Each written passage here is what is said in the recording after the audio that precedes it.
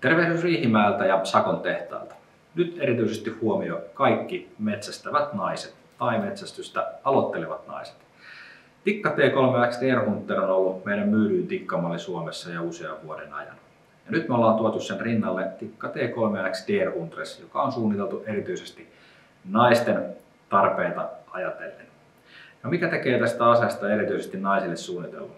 Aloitetaan täältä perästä. Me ollaan vähän lyhennetty vetopituutta, joka tekee siitä aseen käsittelystä vähän helpompaa. Eli silloin naisilla, kun on vähän lyhyemmät kädet, raajat muutenkin, niin saadaan se ampumaergonomia säädettyä kohdilleen.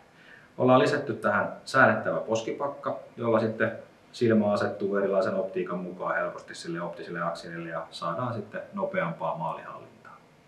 Sen lisäksi tähän aseeseen on lisätty tämmöiset pinkit Soft Touch otepinnat, jotka on tämmöinen vähän jyrkempi kahva, eli mahdollistaa sen, että sormi yltää paremmin tuonne liipasimelle ja aseen käsittelystä tulee turvallisempaa ja helpompaa. Lisäksi tänne etutukin alle me ollaan laitettu tämmöinen etutukin levennys, joka sitten tasoittaa sen aseen pitämistä esimerkiksi kytiksellä, kun se on tasainen tämä pohja, niin sillä saa sitten ammuttua paremmin tarkkoja laukauksia. Uritettu piippu tekee aseesta vähän kevyemmän, parantaa edelleen sitä käsiteltävyyttä ja piipun päässä meillä on 15x1 vaimennin kierre, eli sinne sitten kannattaa asentaa se äänenvaimennin, niin se sitten syö sitä rekyyliä ja tekee ampumisesta mukavempaa ja ennen kaikkea suojaa sitten korvia.